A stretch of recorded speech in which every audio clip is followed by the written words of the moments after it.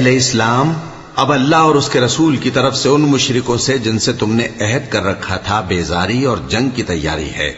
سو مشرکو، تم زمین میں 4 مہینے چل پھر لو اور جان رکھو کہ تم اللہ کو عاجز نہ کر سکو گے، اور یہ بھی کہ اللہ کافروں کو رسوا کرنے والا ہے۔ اور حج اکبر کے دن اللہ اور اس کے رسول کی طرف سے لوگوں کو آگاہ کیا جاتا ہے کہ اللہ مشرکوں سے بیزار ہے اور اس کا رسول بھی۔ اب اگر تم توبہ کر لو تو تمہارے حق میں بہتر ہے، اور اگر نہ مانو تو جان رکھو کہ تم اللہ کو ہرا نہیں سکو گے۔ اور اے پیغمبر، کافروں کو دکھ دینے والے عذاب کی خبر سنا دو۔ البتہ جن مشرکوں کے ساتھ تم نے عہد کیا ہو اور انہوں نے تمہارا کسی طرح کا قصور نہ کیا ہو اور نہ تمہارے مقابلے میں کسی کی مدد کی ہو، تو جس مدت تک ان کے ساتھ عہد کیا ہو اسے پورا کرو، کہ اللہ پرہیزگاروں کو دوست رکھتا ہے۔ پس جب عزت کے مہینے گزر جائیں تو مشرکوں کو جہاں پاؤ قتل کر دو، اور ان کو پکڑ لو اور گھیر لو، اور ہر گھات کی جگہ ان کی طاق میں بیٹھے رہو۔ پھر اگر وہ توبہ کر لیں اور نماز قائم کرنے اور زکوٰۃ دینے لگیں تو ان کا رستہ چھوڑ دو، بے شک اللہ بخشنے والا ہے، مہربان ہے۔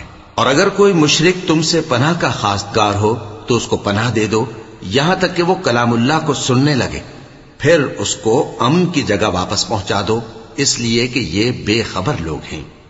بھلا مشرکوں کے لیے جنہوں نے عہد توڑ ڈالا، اللہ اور اس کے رسول کے نزدیک عہد کیسے قائم رہ سکتا ہے؟ ہاں، جن لوگوں کے ساتھ تم نے مسجد حرام یعنی خانہ کعبہ کے نزدیک عہد کیا ہے، اگر وہ اپنے عہد پر قائم رہیں تو تم بھی اپنے قول و قرار پر قائم رہو، بے شک اللہ پرہیزگاروں کو دوست رکھتا ہے۔ بھلا ان سے عہد کیوں کر پورا کیا جائے جب ان کا یہ حال ہے کہ اگر تم پر غلبہ پا لیں تو نہ قرابت کا لحاظ کریں نہ عہد کا۔ یہ منہ سے تو تمہیں خوش کر دیتی ہیں، لیکن ان کے دل ان باتوں کو قبول نہیں کرتے، اور ان میں اکثر نافرمان ہیں۔ یہ اللہ کی آیتوں کے عوض تھوڑا سا فائدہ حاصل کرتے اور لوگوں کو اللہ کے رستے سے روکتے ہیں۔ کچھ شک نہیں کہ جو کام یہ کرتے ہیں برے ہیں۔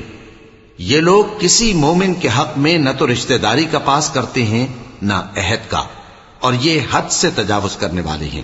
اب اگر یہ توبہ کر لیں اور نماز پڑھنے اور زکوٰۃ دینے لگیں تو دین میں تمہارے بھائی ہیں، اور سمجھنے والے لوگوں کے لیے ہم اپنی آیتیں کھول کھول کر بیان کرتے ہیں۔ اور اگر عہد کرنے کے بعد اپنی قسموں کو توڑ ڈالیں اور تمہارے دین میں تانا زنی کرنے لگے تو ان کفر کے پیشواؤں سے جنگ کرو، ان کی قسموں کا کچھ اعتبار نہیں ہے، عجب نہیں کہ اپنی حرکات سے باز آ جائیں۔ بھلا تم ایسے لوگوں سے کیوں نہ لڑو جنہوں نے اپنی قسموں کو توڑ ڈالا اور پیغمبر کو وطن سے نکالنے کا ارادہ کر لیا، اور انہوں نے تم سے عہد شکنی کی ابتدا کی۔ کیا تم ایسے لوگوں سے ڈرتے ہو؟ سو ڈرنے کے لائق تو اللہ ہے اگر تم ایمان والے ہو۔ ان سے خوب لڑو، اللہ ان کو تمہارے ہاتھوں سے عذاب میں ڈالے گا اور انہیں رسوا کرے گا، اور تم کو ان پر غلبہ دے گا، اور مومن لوگوں کے سینوں کو شفا بخشے گا، اور ان کے دلوں سے غصہ دور کرے گا، اور اللہ جس پر چاہے گا توجہ فرمائے گا، اور اللہ سب کچھ جانتا ہے، حکمت والا ہے۔ کیا تم لوگ یہ خیال کرتے ہو کہ بے آزمائش چھوڑ دیے جاؤ گے؟ اور ابھی تو اللہ نے تم میں سے ایسے لوگوں کو پرکھا ہی نہیں جنہوں نے جہاد کیا، اور اللہ اور اس کے رسول اور مومنوں کے سوا کسی کو دلی دوست نہیں بنایا، اور اللہ تمہارے سب کاموں سے واقف ہے۔ مشرکوں کا کام نہیں کہ اللہ کی مسجدوں کو آباد کریں جبکہ وہ اپنے آپ پر کفر کی گواہی دے رہی ہوں۔ ان لوگوں کے سب اعمال بیکار ہیں اور وہ ہمیشہ دوزخ میں رہیں گے۔ اللہ کی مسجدوں کو تو وہ لوگ آباد کرتے ہیں جو اللہ پر اور روز قیامت پر ایمان لاتے اور نماز پڑھتے اور زکوٰۃ دیتی ہیں، اور اللہ کے سوا کسی سے نہیں ڈرتے۔ یہی لوگ امید ہے کہ ہدایت یافتہ لوگوں میں سے ہوں۔ کیا تم نے حاجیوں کو پانی پلانا اور مسجد حرام یعنی خانہ کعبہ کو آباد کرنا اس شخص کے اعمال جیسا خیال کیا ہے جو اللہ اور روز آخر پر ایمان رکھتا ہے اور اللہ کی راہ میں جہاد کرتا ہے؟ یہ لوگ اللہ کے نزدیک برابر نہیں ہیں، اور اللہ ظالم لوگوں کو ہدایت نہیں دیا کرتا۔ جو لوگ ایمان لائے اور وطن چھوڑ گئے اور اللہ کی راہ میں مال اور جان سے جہاد کرتے رہے، اللہ کے ہاں ان کے درجات بہت بڑے ہیں، اور وہی مراد کو پہنچنے والے ہیں۔ ان کا پروردگار ان کو اپنی رحمت کی اور خوشنودی کی اور بہشتوں کی خوشخبری دیتا ہے۔ جن میں ان کے لیے ابدی نعمت ہے اور وہ ان میں ہمیشہ ہمیشہ رہیں گے، کچھ شک نہیں کہ اللہ کے ہاں بڑا صلہ تیار ہے۔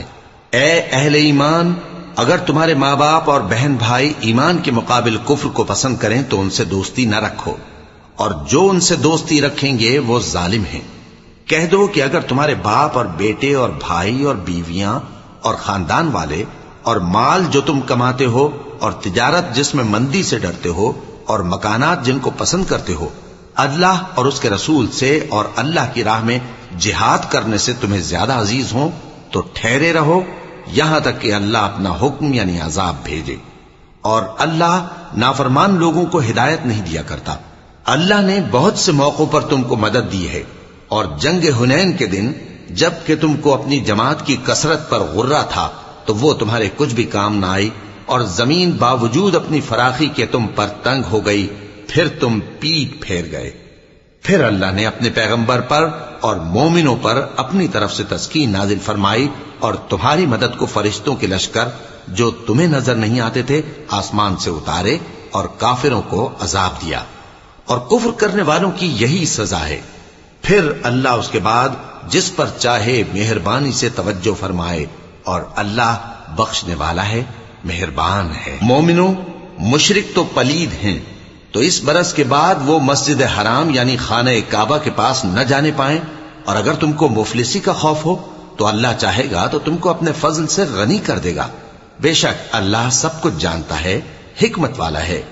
جو لوگ اہل کتاب میں سے اللہ پر ایمان نہیں لاتے اور نہ روز آخر پر یقین رکھتے ہیں اور نہ ان چیزوں کو حرام سمجھتے ہیں جو اللہ اور اس کے رسول نے حرام کی ہیں، اور نہ دین حق کو قبول کرتے ہیں، ان سے جنگ کرو یہاں تک کہ ذلیل ہو کر اپنے ہاتھ سے جزیہ دینے لگیں۔ اور یہود کہتے ہیں کہ عزیر اللہ کے بیٹے ہیں، اور عیسائی کہتے ہیں کہ مسیح اللہ کے بیٹے ہیں۔ یہ ان کے منہ کی باتیں ہیں، پہلے کافر بھی اسی طرح کی باتیں کہا کرتے تھے، یہ بھی انہی کی ریس کرنے لگے ہیں۔ اللہ ان کو ہلاک کرے، یہ کہاں بہ کے پھرتے ہیں۔ انہوں نے اپنے علماء اور مشائخ اور مسیح ابن مریم کو اللہ کے سوا معبود بنا لیا، حالانکہ ان کو یہ حکم دیا گیا تھا کہ معبود واحد کے سوا کسی کی عبادت نہ کریں، اس کے سوا کوئی معبود نہیں، اور وہ ان لوگوں کے شریک مقرر کرنے سے پاک ہے۔ یہ چاہتے ہیں کہ اللہ کے نور کو اپنے منہ سے پھونک مار کر بجھا دیں، اور اللہ اپنے نور کو پورا کیے بغیر رہنے کا نہیں، اگرچہ کافروں کو برا ہی لگے۔ وہی تو ہے جس نے اپنے پیغمبر کو ہدایت اور دین حق دے کر بھیجا تاکہ اس دین کو دنیا کے تمام دینوں پر غالب کرے، اگرچہ کافر ناخوش ہی ہوں۔ مومنوں، اہل کتاب کے بہت سے عالم اور مشائخ لوگوں کا مال ناحق کھاتے اور ان کو اللہ کی راہ سے روکتے ہیں، اور جو لوگ سونا اور چاندی جمع کرتے ہیں اور اس کو اللہ کے راستے میں خرچ نہیں کرتے، ان کو اس دن کے عذاب علیم کی خبر سنا دو، جس دن وہ مال دوزخ کی آگ میں خوب گرم کیا جائے گا، پھر اس سے ان بخیلوں کی پیشانیاں اور پہلو اور پیٹھیں داغی جائیں گی، اور کہا جائے گا کہ یہ وہی ہے جو تم نے اپنے لیے جمع کیا تھا، سو جو تم جمع کرتے تھے اب اس کا مزہ چکھو۔ اللہ کے نزدیک مہینے گنتی میں 12 ہیں، اس روز سے کہ اس نے آسمان اور زمین کو پیدا کیا۔ اللہ کی کتاب میں سال کے 12 مہینے لکھے ہوئے ہیں، ان میں سے 4 مہینے ادب کے ہیں، یہی دین کا سیدھا رستہ ہے۔ تو ان مہینوں میں قتال ناحق سے اپنے آپ پر ظلم نہ کرنا، اور تم سب کے سب مشرکوں سے لڑو جیسے وہ سب کے سب تم سے لڑتے ہیں، اور جان رکھو کہ اللہ پرہیزگاروں کے ساتھ ہے۔ ادب کے کسی مہینے کو ہٹا کر آگے پیچھے کر دینا کفر میں بڑھ جانا ہے، اس سے کافر گمراہی میں پڑے رہتے ہیں۔ ایک سال تو اس کو حلال سمجھ لیتے ہیں اور دوسرے سال حرام، تاکہ ادب کے مہینوں کی جو اللہ نے مقرر کیے ہیں گنتی پوری کر لیں، اور جو اللہ نے منع کیا ہے اس کو جائز کر لیں۔ ان کے برے اعمال ان کو بھلے دکھائی دیتے ہیں، اور اللہ کافر لوگوں کو ہدایت نہیں دیا کرتا۔ مومنوں، تمہیں کیا ہوا ہے کہ جب تم سے کہا جاتا ہے کہ اللہ کی راہ میں جہاد کے لیے نکلو تو تم زمین سے چپکے جاتے ہو، یعنی گھروں سے نکلنا نہیں چاہتے؟ کیا تم آخرت کی نعمتوں کو چھوڑ کر دنیا کی زندگی پر خوش ہو بیٹھے ہو؟ سو دنیا کی زندگی کے فائدے تو آخرت کے مقابل بہت ہی کم ہیں۔ اگر تم نہ نکلو گے تو اللہ تم کو بڑی تکلیف کا عذاب دے گا اور تمہاری جگہ اور لوگ پیدا کر دے گا اور تم اس کو کچھ نقصان نہ پہنچا سکو گے، اور اللہ ہر چیز پر قدرت رکھتا ہے۔ اگر تم پیغمبر کی مدد نہ کرو گے تو اللہ ان کا مددگار ہے۔ وہ وقت تم کو یاد ہوگا جب ان کو کافروں نے گھر سے نکال دیا۔ اس وقت دو ہی شخص تھے، جن میں ایک ابو بکر رضی اللہ تعالی عنہ تھے، دوسرے ہمارے پیغمبر صلی اللہ علیہ وآلہ وسلم۔ جب وہ دونوں غار ثور میں تھے، اس وقت پیغمبر اپنے رفیق کو تسلی دیتے تھے کہ غم نہ کرو، اللہ ہمارے ساتھ ہے۔ تو اللہ نے ان پر تسکین نازل فرمائی اور ان کو ایسے لشکروں سے مدد دی جو تم کو نظر نہیں آتے تھے، اور کافروں کی بات کو پست کر دیا۔ اور بات تو اللہ ہی کی بلند ہے، اور اللہ زبردست ہے، حکمت والا ہے۔ تم ہتھیار تھوڑے رکھتے ہو یا بہت، گھروں سے نکل آؤ اور اللہ کے راستے میں مال اور جان سے جہاد کرو، یہی تمہارے حق میں بہتر ہے، بشرطے کہ سمجھو۔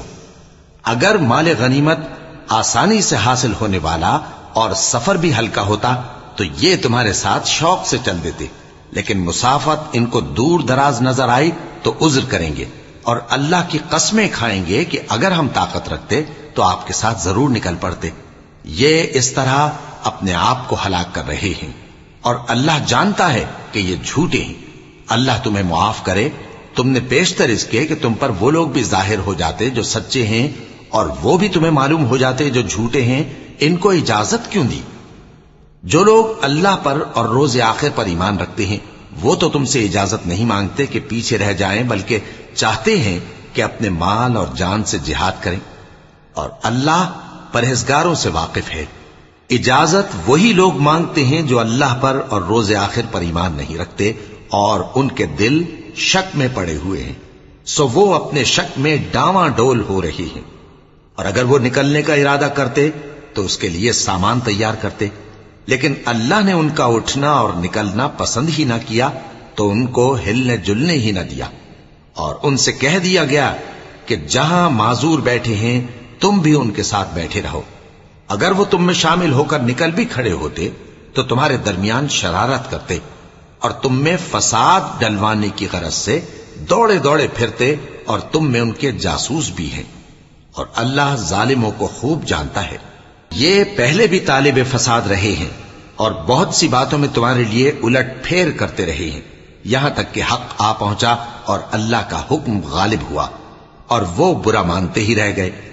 اور ان میں کوئی ایسا بھی ہے جو کہتا ہے کہ مجھے تو اجازت ہی دیجئے اور آفت میں نہ ڈالیے۔ دیکھو یہ آفت میں پڑ گئے ہیں اور دوزخ سب کافروں کو گھیرے ہوئے ہے۔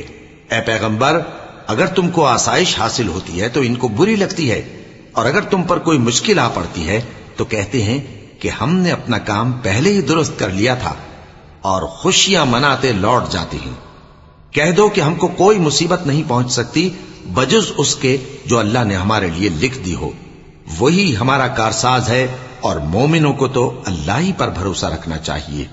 کہہ دو کہ تم ہمارے حق میں دو بھلائیوں میں سے ایک کے منتظر ہو، اور ہم تمہارے حق میں اس بات کے منتظر ہیں کہ اللہ یا تو اپنے پاس سے تم پر کوئی عذاب نازل کرے یا ہمارے ہاتھوں سے تمہیں عذاب دلوائے، سو تم بھی انتظار کرو، ہم بھی تمہارے ساتھ انتظار کرتے ہیں۔